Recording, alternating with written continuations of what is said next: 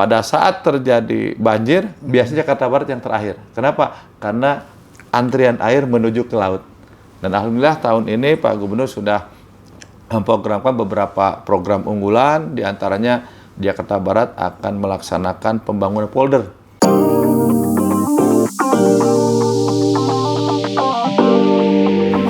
Assalamualaikum warahmatullahi wabarakatuh. Waalaikumsalam warahmatullahi wabarakatuh. Jumpa lagi dengan saya Lucky Octaviano, manajer video Warta Kota dalam program wawancara khusus. Saat ini kami sedang menyambangi kantor orang nomor 1 di Jakarta Barat. Di tepatnya di Wali Kota, kantor Wali Kota Jakarta Barat. Siapa dia? Dia adalah Pak Uus Kuswanto, Wali Kota Jakarta Barat. Ya. Apa kabar Pak Uus? Alhamdulillah baik, Mas Lucky. Pemirsa, Sobat Warta Kota, seperti kita tahu bahwa wilayah Jakarta Barat merupakan salah satu wilayah di DKI Jakarta yang punya banyak prestasi, kemudian juga punya banyak spot-spot bagus, baik spot bisnis, spot wisata dan sebagainya. Terus kemudian banyak hal yang menarik di Jakarta Barat, wilayah Jakarta Barat. Nah, seperti apa pengelolaan, kemudian bagaimana secara wilayahan, nanti kita tanya Pak Uus. Pak Uus? Siap, Pak Wali, ya. Izin Pak. Jakarta Barat ini bisa diceritakan Pak, apa sih Pak, Pak, boleh dibilang yang unik atau yang spesifik atau yang terapa gitu Pak dari Jakarta Barat, bisa diceritakan Pak? Oke, terima kasih. Baik, Mas Lucky, bahwa tadi sudah sedikit disinggung bahwa Jakarta Barat ini menjadi salah satu wilayah kota di DKI Jakarta dari 5 wilayah kota, 1 kabupaten administrasi, yang mana Jakarta Barat ini menjadi salah satu kota yang mana mungkin beberapa waktu yang lalu Pemprov Jakarta sudah merencanakan bahwa pengembangan kota untuk wilayah timur adanya sentra timur dan di wilayah barat sentra barat. Nah, secara kebetulan syukur alhamdulillah untuk di Jakarta Barat ini pembangunan sentra barat luar biasa pesatnya, sehingga perkembangan kota Jakarta Barat ini di arah barat luar biasa. Dan sentra primer barat ini menjadi salah satu ikon baru di kota DKI Jakarta. Jakarta Barat ini menjadi kota yang cukup pesat perkembangannya. Ya, betul. Perkantoran, apartemen, dan akses ke Tangerang juga luar biasa. Sehingga kondisi di Jakarta Barat saat ini luar biasa. Untuk itu saya yang dipercaya untuk melaksanakan tugas bagaimana membangun kota Jakarta Barat ini menjadi lebih baik sebagaimana yang diharapkan dan direncanakan oleh pimpinan. Kami terus berbenah dan menindaklanjuti apa yang diperintahkan, ditugaskan oleh Bapak Gubernur, Bapak Pramono Anung, dan Bapak Haji Rano Karno untuk bagaimana Jakarta ini dibangun, dikelola menjadi kota global yang berbudaya. Betul. Nah, itulah yang menjadi dasar kami bagaimana menerjemahkan dan menindaklanjuti apa yang menjadi program dari Bapak Gubernur. Nah, ada beberapa hal yang kami lakukan karena di Jakarta Barat ini ada kota yang saat ini sedang dilakukan penataan terus, yaitu Kota Tua. Oh, iya, nah, Kota Tua itu sekarang sedang dibangun, daya tarik, ya kan? Itu sekarang sedang dikembangkan. Bahkan nanti siang Bapak Wakil Gubernur akan memimpin rapat terkait dengan masalah penataan Kota Tua. Dan di Kota Tua sekarang sedang dibangun infrastruktur untuk MRT dari mulai HI sampai dengan ke Kota Tua.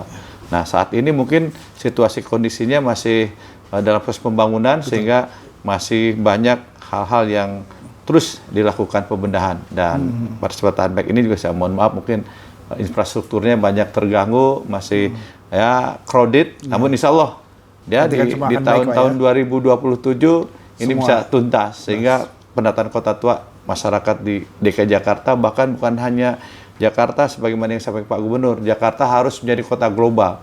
Jadi standarnya bukan nasional tapi Dunia, Pak, ya? dunia. Dunia. Maka itu kami juga terus membantu mensosialisasikan dan menyampaikan kepada masyarakat agar warga di Jakarta Barat ini benar-benar menjadi kota global yang berbudaya dan menjadi kebanggaan bukan hanya warga Jakarta, juga menjadi warga Indonesia yang menjadi kebanggaannya. Selanjutnya untuk di Sentra Primer Barat ini menjadi salah satu juga pusat pemerintahan.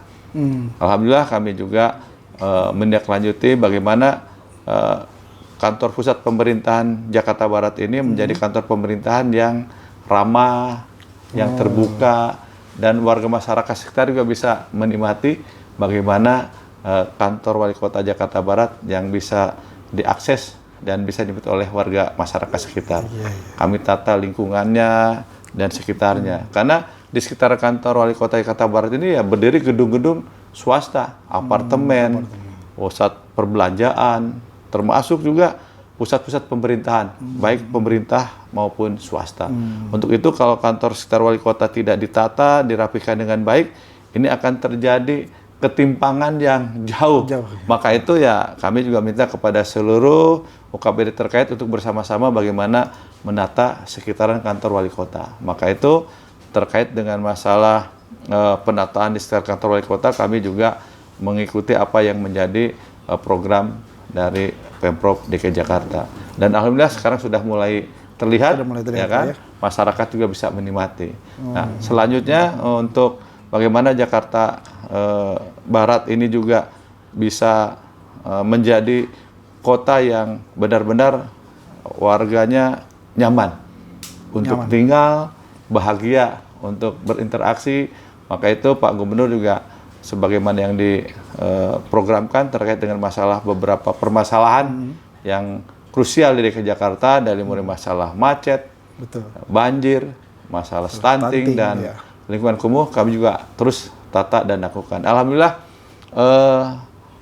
beberapa hari yang lalu Bapak Gubernur juga sudah melaksanakan Rapim dan disampaikan untuk di Jakarta Barat dalam rangka penanganan masalah kemacetan. Ya, nanti di Grogol juga akan dibangun yang namanya flyover, ya, dari sekitar jalan ya Latu Meten itu di Grogol yang sejajar dengan rel kereta api. Mudah-mudahan ini juga menjadi salah satu solusi dari Bapak Gubernur untuk menangani masalah kemacetan di Jakarta Barat.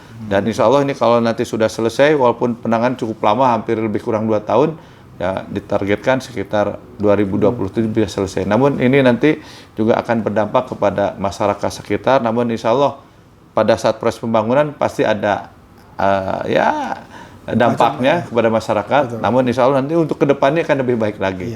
Karena bagaimanapun untuk nggak apa-apa.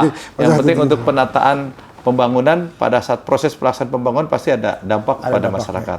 Namun setelah selesai pasti itu akan bermanfaat dan masyarakat Jakarta Barat akan merasakan di sekitar Jakarta Barat nanti akan meminimalisir atau mengurangi kemacetan yang saat ini sering terjadi.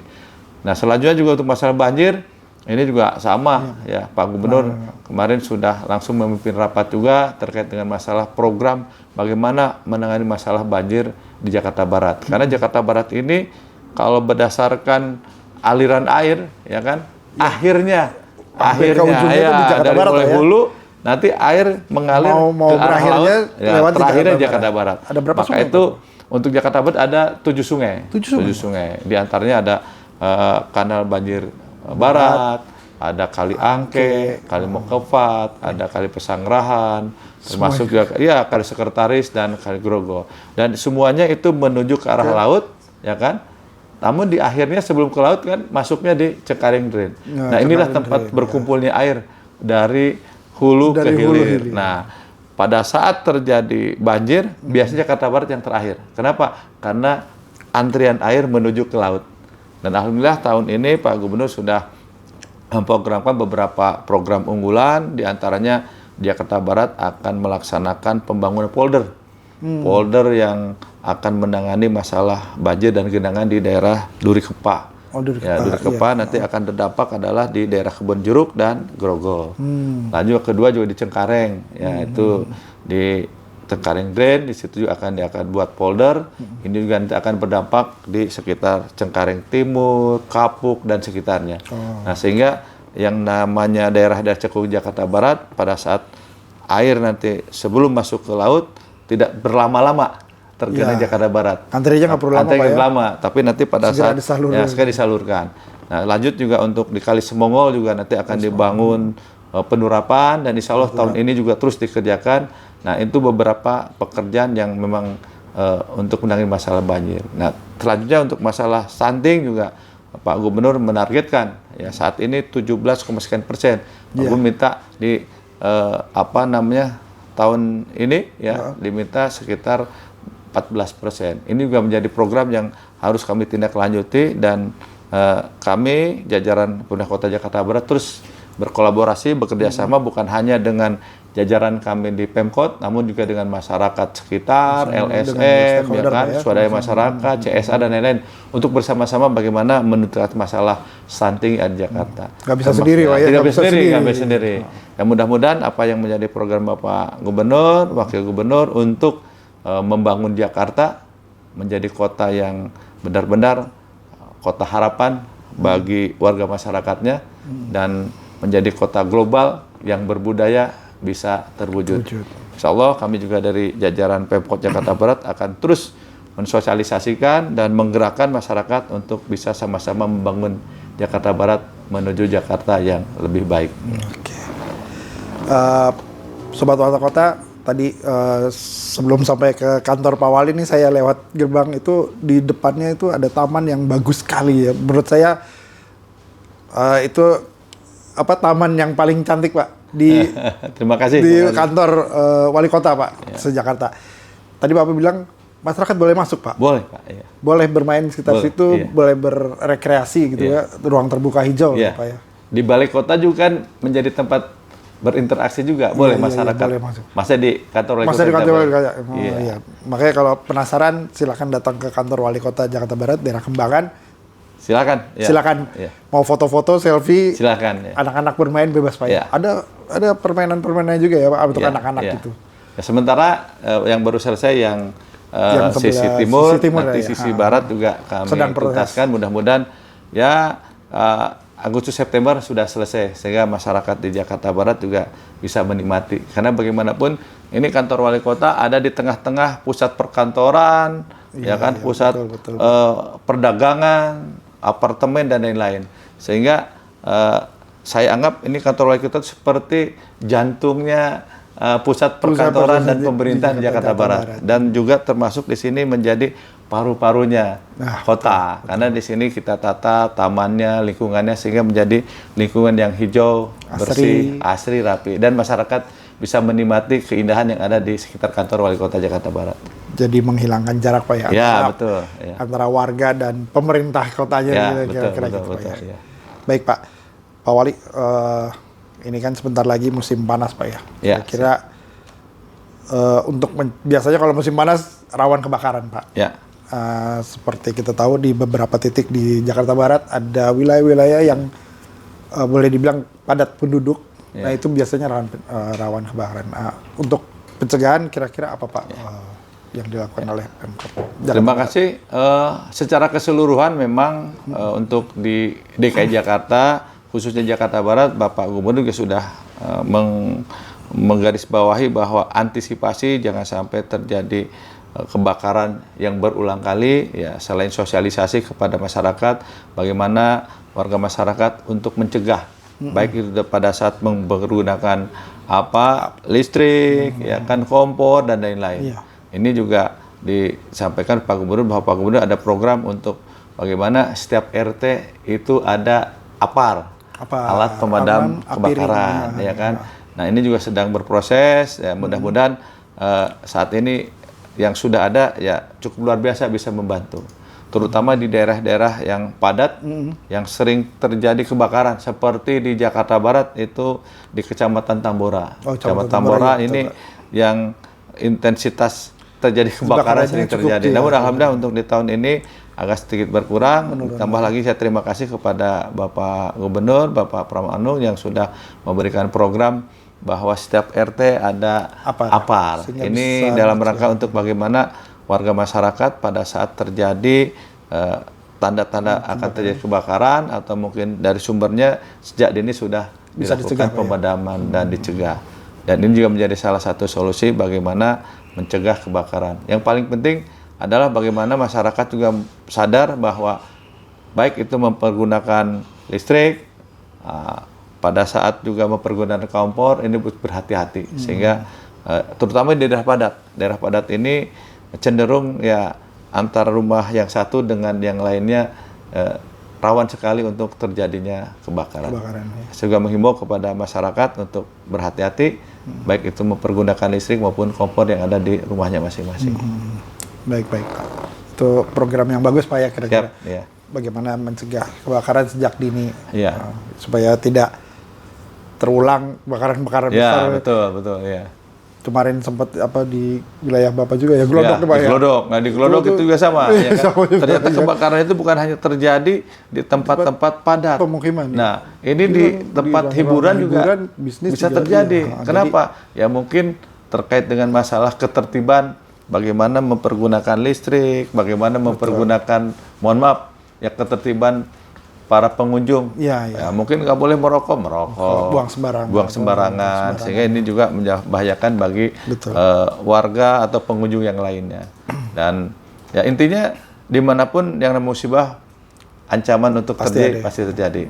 Namun kita ya untuk tetap berhati-hati, menjaga jangan sampai musibah itu terjadi di sekitar kita. Iya, betul Pak. Baik Pak. Pak, satu lagi Pak, tadi udah cerita something kalau penanganan masalah PKL sendiri di wilayah Jakarta Barat gimana Pak? Ada untuk PKL juga sama, kami juga bekerja sama dengan Sudin UMKM, terus mendata bagaimana agar para pedagang kaki lima juga kita kendalikan dengan baik, karena bagaimanapun para pedagang kaki lima kan mereka itu para pejuang ekonomi, justru yang menjadi pusat kekuatan ekonomi kita dari para pelaku ekonomi menengah mikro. Maka itu saudara-saudara kita, para pelaku ekonomi kita jaga, kita kembangkan, kita bina sehingga menjadi kekuatan yang luar biasa. Alhamdulillah untuk Jakarta kan ada yang namanya program Jackpreneur. Sehingga para pelaku ekonomi tidak mesti berjualan kaki lima pedagang. Namun dari rumah juga mereka sudah bisa beraktivitas, berbisnis dengan e-commerce kan, ya, mereka juga bisa menjual melalui online dan lain-lain, sehingga ya pedagang kaki lima yang ada ya bisa langsung mungkin berjualan di tempat ya, atau juga mungkin bisa di rumah. Maka itu bagaimana membina para pedagang kaki lima PKL ini, mereka juga kita didik juga, bukan hanya secara konvensional, namun mereka juga dididik untuk bisa mempergunakan atau memanfaatkan digitalisasi dengan baik gitu kan. Berdasarkan data yang kami dapat dari Sudin UMKM, ternyata para pelaku ekonomi di Jakarta Barat ini dari sekian para pelaku ekonomi baru sekitar 20%-an Pak yang mempergunakan 20%, sistem digital. Nah, ini juga saya minta didorong, kepada saya dorong juga, saya minta kepada teman-teman di Jalan Sudin UMKM Jakarta Barat untuk terus menggerakkan dan terus membina para pelaku ekonomi, ya kan, sehingga mereka ya kalau sudah jalan, bisnisnya sudah kembang, nggak mesti mereka berjualan di kaki lima, namun mereka juga bisa berjualan melalui sistem digital, bisa di rumah atau mungkin bisa tempat-tempat yang lainnya. Yang jelas melalui sistem digital ini juga akan membantu mengembangkan para pelaku ekonomi, para pedagang kaki lima di Jakarta Barat yang lebih baik lagi. Mudah-mudahan ya teman-teman Sudin UMKM ini juga bisa terus mengembangkan melalui sistem digital ini atau e-commerce ya, sistem Jackpreneur ini akan membantu para pelaku ekonomi, para pedagang kaki lima untuk bisa berkembang. Jadi walaupun mungkin yang datang berkunjungnya sedikit, namun yang pesannya banyak lewat online ini juga akan membantu mereka mendapatkan penghasilan atau pendapatan yang lebih baik. Ya. Baik Pak, Sobat Warta Kota, bincang-bincang kami wawancara khusus dengan Bapak Uus Kuswanto, sebagai wali kota Jakarta Barat. Kita akan jumpa lagi dalam wawancara khusus lainnya dengan narasumber yang berbeda di lain kesempatan. Terima kasih banyak Pak Wali. Sama-sama, terima kasih. Mohon maaf kurang lebihnya. Ya, sama-sama. Oke, Sobat Warta Kota, demikian. Assalamualaikum warahmatullahi wabarakatuh. Waalaikumsalam. Jangan lupa subscribe ya.